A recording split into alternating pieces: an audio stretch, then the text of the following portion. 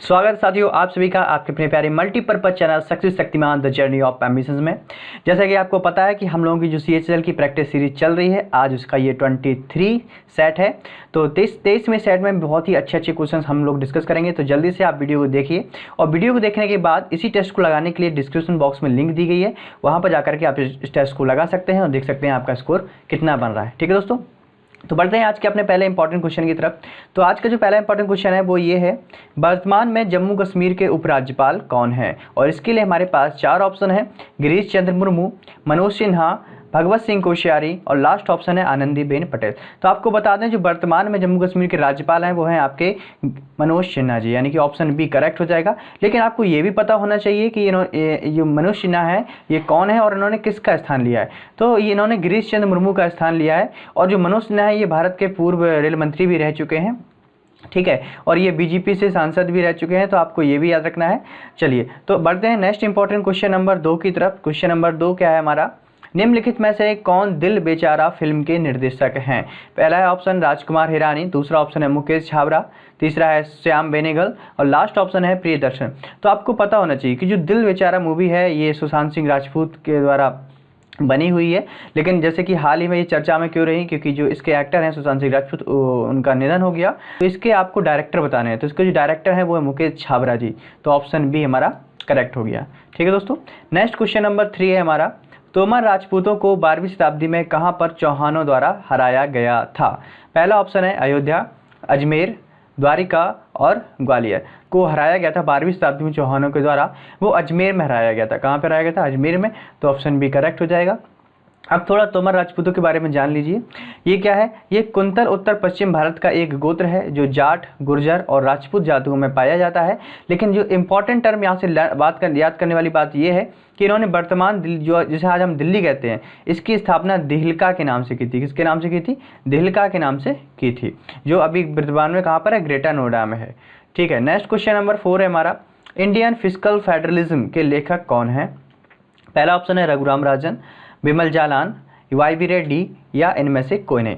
तो Indian fiscal जो federalism ये बुक है आपकी YB रेड्डी की, जैसा कि आप यहाँ पे देख सकते हैं YB रेड्डी और GR रेड्डी ने मिलकर लिखा हुआ है। लेकिन अगर ऑप्शन में कोई भी एक दिया जाए या दोनों दिए जाएँ तो आपका ऑप्शन दोनों हो जाएगा। लेकिन YB रेड्डी यहाँ पे लिखा हुआ है तो जो ऑप्शन सी है वो करेक्ट हो जाएगा। ठीक है, अब ये जो बुक है ये इंडियन इकोनॉमी के ऊपर लिखी गई है, तो काफ़ी चर्चा में रही है इस साल। तो आपको उसको राइटर को याद रखना है, YB Reddy. Next question number 5 है हमारा, अयोध्या राम मंदिर की ऊंचाई कितनी है? पहला ऑप्शन है 360 फीट, 235 फीट, 161 फीट या फिर 128 फीट। तो अयोध्या जो राम मंदिर बन रहा है ये आपका नागर शैली में बन रहा है और इसकी जो ऊंचाई रखी गई है वो 161 फीट रखी गई है। तो ऑप्शन सी करेक्ट हो जाएगा। यहाँ पर आप जो सारी जानकारी देख पा रहे हैं ये पूरी जानकारी इसके ऊपर है कि कितना लगभग टाइम लगेगा बनने में। तो आप जैसे कि यहाँ पे देख सकते हैं, यहाँ पे 3 से 3.5 साल बनने के लिए दिखाया गया है। यहाँ पर हाइट नीचे लिखी है 161 फीट। ठीक है, टोटल एरिया जितनी सारी, आप इसको वीडियो को पॉज करके आराम से इसको देख सकते हैं सारी जानकारी। बढ़ते हैं नेक्स्ट क्वेश्चन नंबर 6 की तरफ, मध्यवर्ती अवसर मॉडल किसने प्रस्तावित किया था? पहला ऑप्शन है E.S. ली, दूसरा ऑप्शन है S.A. स्टूफर, तीसरा ऑप्शन है रेवेंस्टीन और लास्ट ऑप्शन है डेविस। तो जो मध्यवर्ती अवसर मॉडल, पहले तो ये पता होना चाहिए ये होता क्या है और इसे किसने प्रतिपादित किया था, ये जो बात की बात है। तो मध्यवर्ती अवसर मॉडल, चलो इसको देखते हैं। इस सिद्धांत का प्रतिपादन 1940 में स्टोफर ने प्रस्तुत किया था।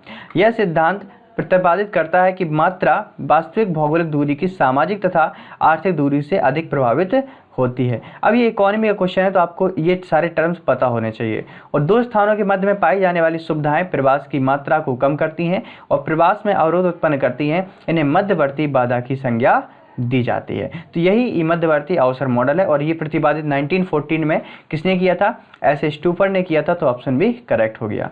बढ़ते नेक्स्ट क्वेश्चन नंबर 7 की तरफ, अजय वॉरियर 2020 जो कि एक संयुक्त सैन्य अभ्यास रहा है भारत के बीच और किसी दूसरे देश के बीच, तो उस दूसरे देश का आपको नाम बताना है कि वो कौन सा देश है जिसके साथ अजय वॉरियर 2020 संयुक्त सैन्य अभ्यास कंप्लीट किया गया।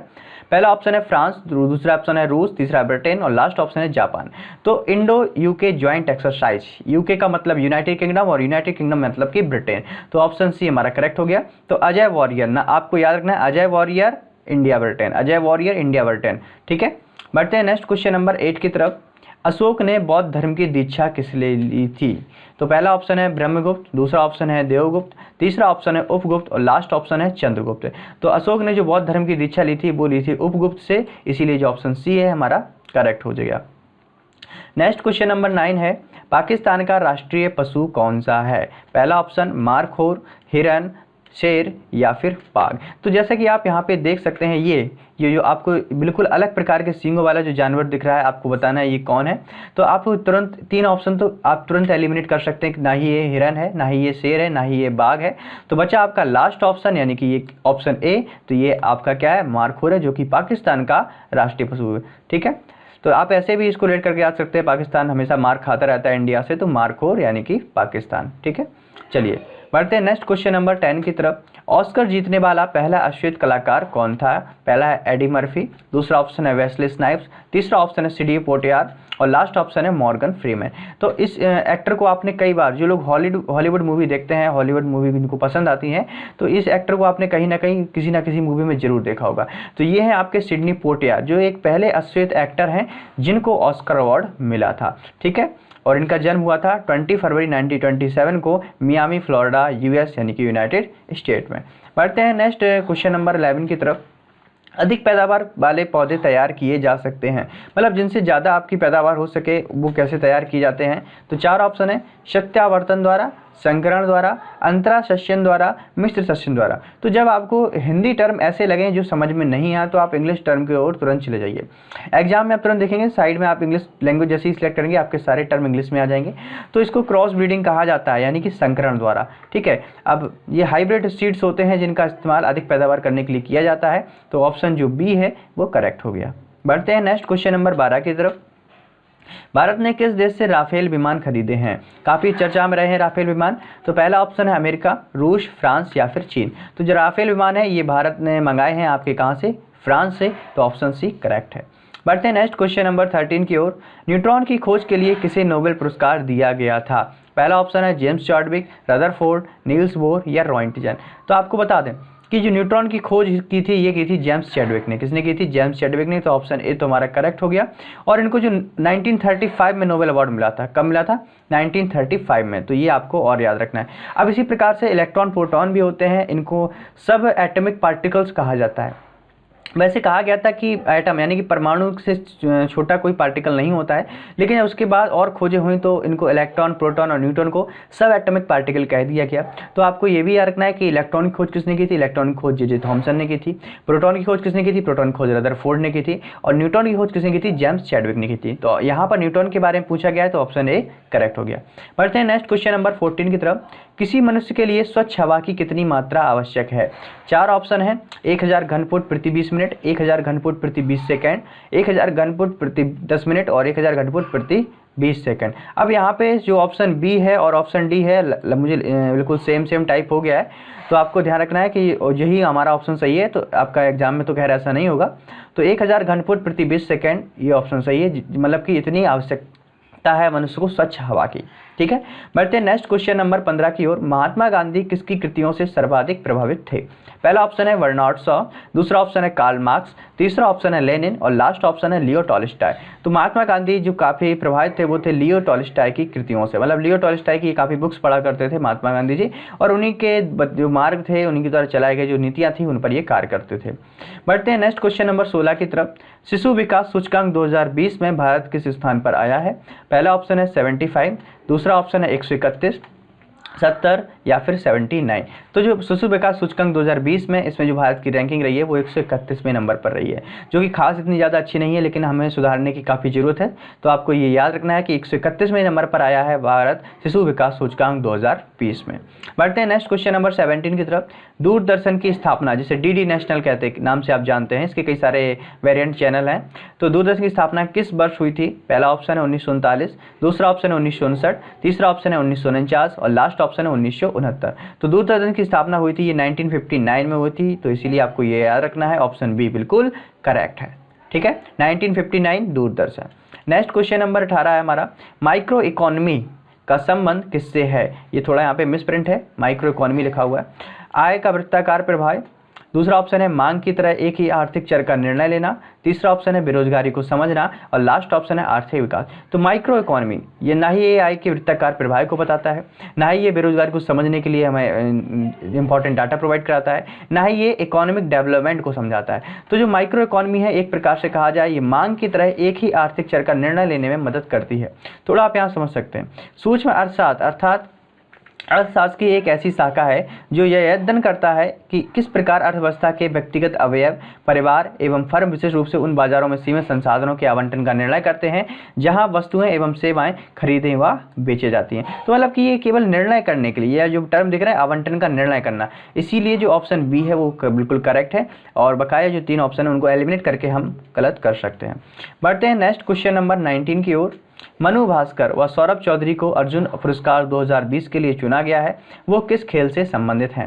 पहला ऑप्शन है हॉकी, दूसरा ऑप्शन है गोल्फ, तीसरा ऑप्शन है शूटिंग और लास्ट ऑप्शन है आपका बॉक्सिंग। तो मनु भास्कर और सौरभ चौधरी ये आपके शूटिंग से रिलेटेड है, तो ऑप्शन जो सी है वो बिल्कुल करेक्ट हो जाएगा। ठीक है, अब जो अर्जुन अवार्ड 2020 की घोषणा की गई है, अब उससे पहले आपको अर्जुन अवार्ड के बारे में पता होना चाहिए।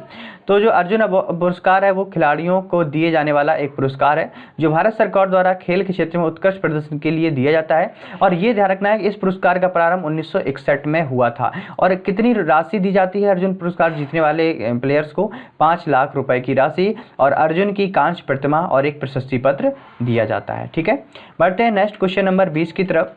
भारत की किस नदी को वृद्ध गंगा के नाम से जाना जाता है? वृद्ध गंगा कह लें या बूढ़ी गंगा कह लें, दोनों ही क्वेश्चन पूछे जा चुके हैं। तो पहला ऑप्शन है कृष्णा, दूसरा गोदावरी, तीसरा कावेरी और लास्ट ऑप्शन है नर्मदा।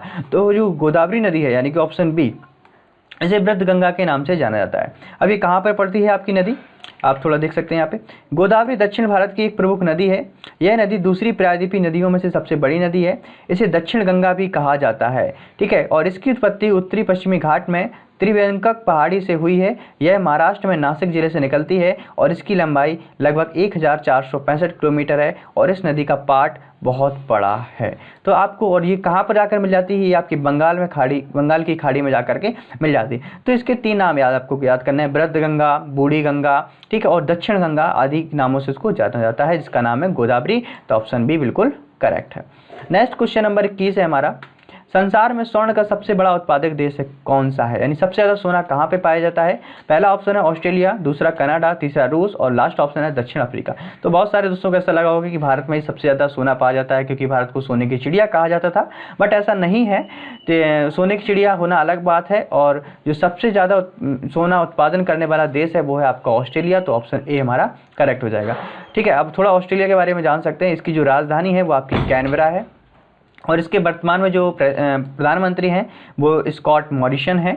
और ऑस्ट्रेलिया सरकारी तौर पर ऑस्ट्रेलियाई राष्ट्रमंडल दक्षिणी गोलार्ध के महाद्वीप के अंतर्गत एक ऐसा देश है जो दुनिया का सबसे छोटा महाद्वीप है। तो ऑस्ट्रेलिया जो कि दुनिया का सबसे छोटा महाद्वीप है, यहाँ की राजधानी कैनबरा है और यहाँ के प्रधानमंत्री स्कॉट मॉरिसन है। ठीक है, और यहाँ पे सबसे ज़्यादा सोना उत्पादन होता है।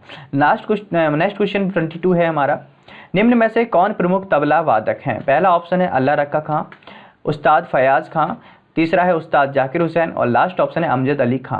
तो आप जो साइड में फ़ोटो देख रहे हैं ये फ़ोटो है उस्ताद जाकिर हुसैन की, उनकी उस्ताद जाकिर हुसैन की, जो कि प्रमुख तबला वादक में से एक हैं। तो ऑप्शन सी हमारा करेक्ट हो गया। बढ़ते हैं नेक्स्ट क्वेश्चन नंबर 23 की ओर। राज्यसभा को भंग करने के लिए निम्नलिखित में से कौन सक्षम निकाय है? पहला ऑप्शन है राष्ट्रपति, दूसरा ऑप्शन है सभापति, लोकसभा या इनमें से कोई नहीं। जैसे कि आपको पता है राज्यसभा एक ऐसा सदन है जो कभी भी भंग नहीं होता।